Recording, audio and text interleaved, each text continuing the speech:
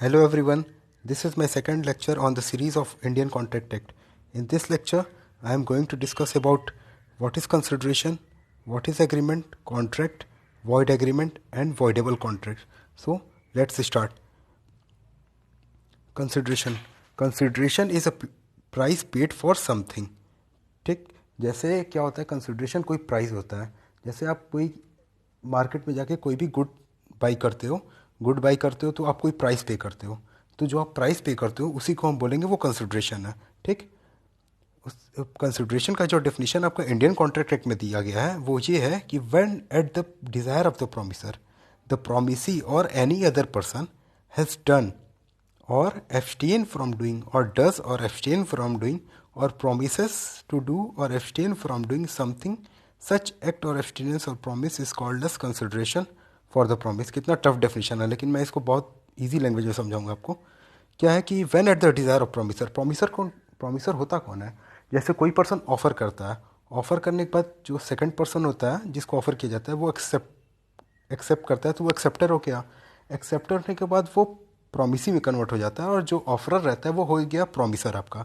तो प्रॉमिसर जब ऑफर कर दिया, तो जब प्रॉमिसर ऑफर कर दिया, मान लीजिए कोई प्रॉमिसर है जो ए है अपना कार सेल करना चाह रहा है बी को, तो बोला है कि will you by my car, तो बी बोलता है यस. तो बी की जगह जो ये हो गया when at the desire of promiser. Promiser के डिज़ायर पे दूसरा स्टेटमेंट है द प्रॉमिसी और एनी अदर पर्सन.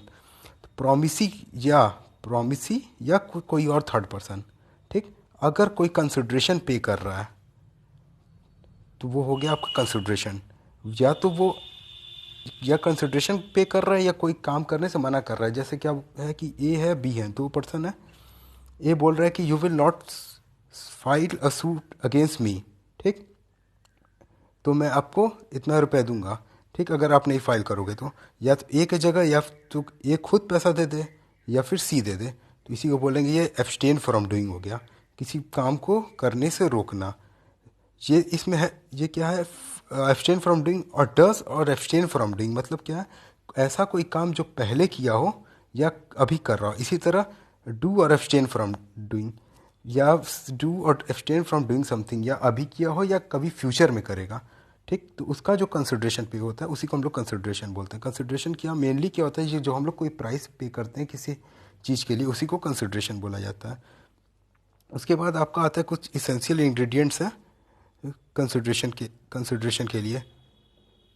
ये आपका इलिस्ट्रेशन है, पहले इलिस्ट्रेशन देख लेते हैं. जैसे दो पर्सन है एक्स और वाई. एक्स क्या कर रहा है, 10 kg बासमती राइस दे रहा है वाई को. वाई उसके जगह पे कंसिडरेशन पे आपका 500 पे कर रहा है. तो ये 10 kg राइस आपका कंसिडरेशन हो गया एक्स के लिए और 5 ये हो गया आपका वाई के लिए. ठीक, 500 रुपीज़. उसके बाद आपका है essential ingredients of valid consideration. Valid consideration होने के लिए कुछ इसेंशियल इंग्रेडिएंट होना चाहिए. It is given at the desire of promisor. हमेशा ये जो आपका कंसिडरेशन होगा वो प्रोमिसर के डिज़ायर पे होगा. ऐसा नहीं है कि आपसे कोई ज़बरदस्ती कुछ ले ले.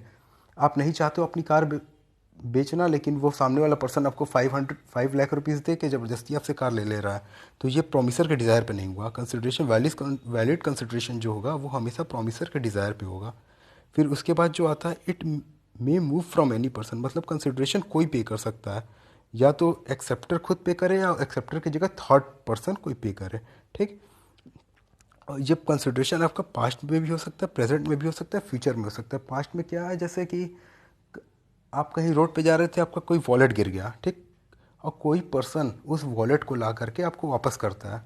ठीक, तो वो तो एक्ट कर दिया पास्ट में, लेकिन आपने अभी उसका कंसिडरेशन जो पे किया अभी किया, तो इसको बोला जाएगा पास्ट एक्ट के लिए कंसिडरेशन पे करना. सिमिलरली आपका होता है प्रेजेंट एक्ट के लिए पे करना. कोई प्रेजेंट में दो पर्सन आपस में कॉन्ट्रैक्ट कर रहा है, अगर जैसे कोई पर्सन मार्केट में जाकर कोई गुड्स खरीदता है, गुड्स खरीदने के लिए पैसा देता है, तो वो हो गया आपका present consideration, on the spot जो काम होगा.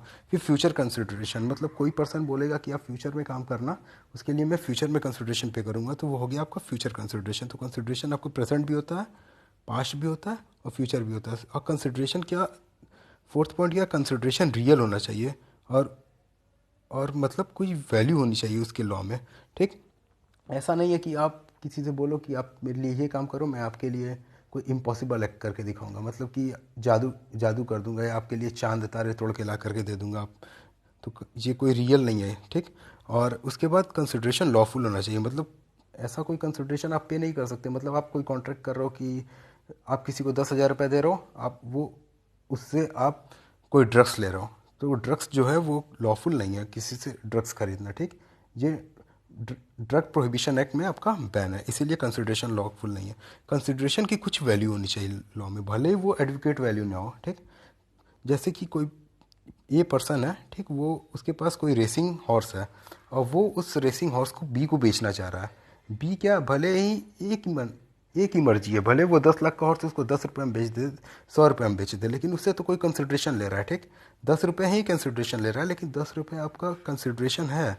भले ही उसका मतलब वो रियल वैल्यू नहीं है उस हॉर्स की, 10 लाख के हॉर्स के लिए वो 10 रुपये रियल नहीं है, मतलब उतना एडवोकेट नहीं है। भले ही एडवोकेट नहीं है, लेकिन कुछ भी तो कंसिड्रेशन है, ठीक। तो कंसिड्रेशन हमेशा कुछ वैल्यू होना चाहिए लॉ में। इसके बाद आपका आता है एग्रीमेंट। एग्रीमेंट क्या होता है, जैसे ऑफर जब एक्सेप्ट हो जाता है तो वो प्रॉमिस में कन्वर्ट हो जाता है। ऐसे ही जब प्रॉमिस में आपका कंसिड्रेशन जुड़ जाता है वो एग्रीमेंट बन जाता है आपका। एवरी प्रॉमिस और every set of promise forming the consideration of each other is an agreement, ठीक। उसके बाद आपका आता है वो होता है कॉन्ट्रैक्ट। कॉन्ट्रैक्ट क्या होता है, जब एग्रीमेंट लॉ में कोई इन्फोर्सेबल हो तो वो बोलते हैं कॉन्ट्रैक्ट, ठीक। जब किसी लॉ के द्वारा कोई एग्रीमेंट इन्फोर्सेबल हो तो वो हो गया आपका contract. An agreement enforceable by law is known as contract, ठीक। मतलब इन्फोर्सेबल बाई लॉ मतलब क्या होता है, वो किसी लॉ के अंदर प्रोहिबिट नहीं होना चाहिए, ठीक।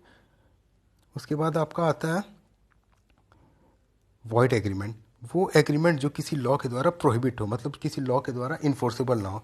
मतलब दो पर्सन है आपस में क्या बोल रहे हैं कि ड्रग बाई और सेल करने की बात कर रहे हैं, तो ये ड्रग बाई सेल करना आपका प्रोहिबिट है, तो ये हो गया आपका वॉइड एग्रीमेंट।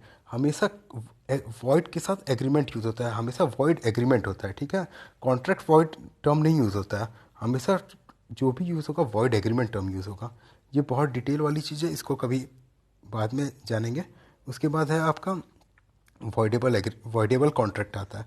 वो ऐसा कॉन्ट्रैक्ट जो किसी एक पर्सन के ऑप्शन पे वैलिड कराया जा सके, उसको बोलेंगे आपका वॉइडेबल कॉन्ट्रैक्ट। जैसे क्या है, एग्जांपल ए बोलता है बी से give me your bike otherwise I will shoot you, मतलब तो क्या मतलब ए क्या कर रहा है, बी के माइंड में फियर ऑफ इंजरी डाल रहा है, ठीक। या बोला जाएगा अनड्यू इन्फ्लुएंस से उसकी बाइक ले रहा है, तो ये बी के ऑप्शन पे है। बी चाहे तो कोर्ट में जा करके इस कॉन्ट्रैक्ट को वॉइड करा सकता है, ठीक।